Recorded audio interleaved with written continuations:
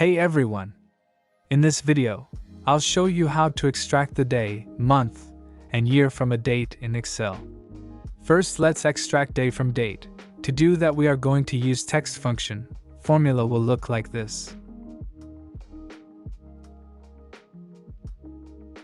Don't forget on quotation marks. Then hit enter, and Excel gives us the exact day.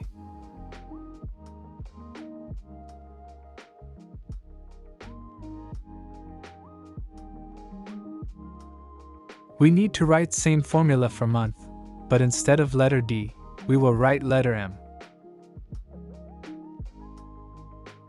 Same for year, but letter Y.